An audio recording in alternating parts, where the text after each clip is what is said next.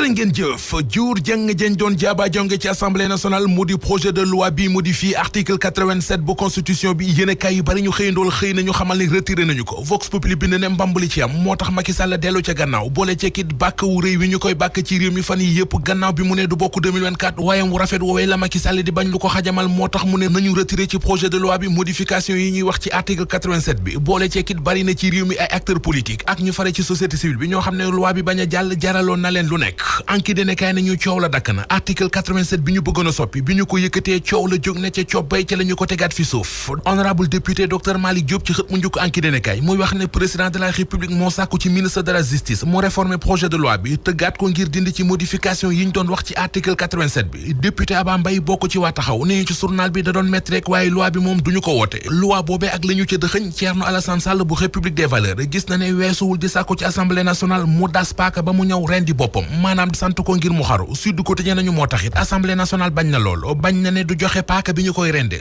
journal Le Témoin ñu bind ne Macky Sall dellu na gannaaw Le Quotidien ne ko ba far sax tas projet de loi ba lu ñeel révision constitutionnelle ak tastel assemblée nationale le mandat ne nañu Macky Sall raxasu na ci ba set wecc Walf Quotidien nañu waaye terewul nag moom Macky Sall mi ngi fépp am na ko it ci péncum ndawi réew mi journal Les Échos dañu xibaar ne pouvoir bi dellu na gannaaw ci projet de loi bi mu muuloon ngir indi ay coppite ci article 87 bu constitution bi pression bi ñu ko gàcc Les Échos ne nañu moo tax pouvoir bi dellu ci gannaaw boole ceeki député yi fare ci majorité bi bëgguñu woon sax projet de loi bi ministre de la justice di Ismaïla Madior Fall Source A mi ngi ñuy xamal ne moo bind ab lettre démb Amadou Mame Diop président assemblée nationale di sàkku ci moom ñu génnee ci projet de loi bi modification yi ñuy wax ci article 87 bi l'observateur xëy ñu baaxee waxtaan wi député yu Benno Bokk Yaakaar yi amal ak Macky Sall ba convaincre ko ba tax mu ne leen nañu retiré ci projet de loi bi modification yi ñu namoon ci article 87 bi mbiri Karim Wade ak mbiri Khalifa Ababacar Sall l'observateur mi ngi ñuy xamal ne alxames ji di ñëw ci lañ ko war a lijjanti ci plénière mbir meneen mu Macky Sall war a lijjanti te du yomb ci moom l'observateur nee nañu mooy tànnal waa Benno Bokk Yaakaar ab candidat ci présidentielle yi 2024 yi ak déggoo journal bi gis na ne lu jafe la cay doon ndax ñi bëgg bari nañu la Sénégal nañu ci Moustapha Niasse ci la Macky Sall wékku ngir mu yombalal ko tànneef bi mooy woolu candidat yi di leen déglu benn bés bi le jour nañu ca ñamuy déglu am na ca kenn ci ñoom ku tàmbale salfaañe carte gi mooy Mahammed Boun Abdallah Dionne bokk na ci ñi ñuy xaar ñu wutu Macky Sall gisee na ak Moustapha Niasse dimanche ji weesu ba ñu waxtaan moom Mahammed Boun Abdallah Dionne nit am na ku ko jege lool ko xamal journal bi ne Boun Dionne du moom moo sàkkoo doon candidat dañu ko proposé Ali Nguy Ndiaye ak Abdoulaye Diouf Sarr bés bi le jour nee nañu ci bésub tey bii ci la ñu war a gisee ak Moustapha Niasse lu tax Macky Sall la taamu Moustapha Niasse tànn ko ngir mu waxtaan ak ñi bëgg a doon candidat Benno Bokk Yaakaar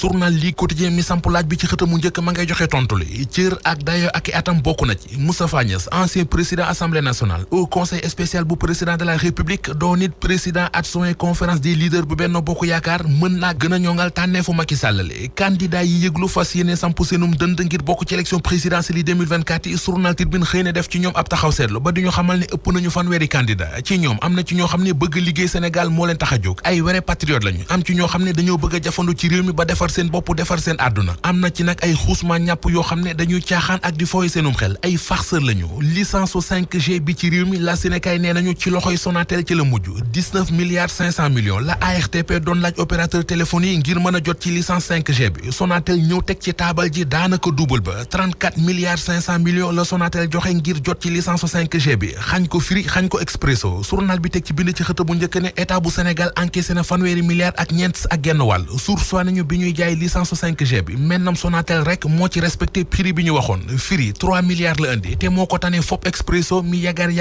ak ñaari milliards am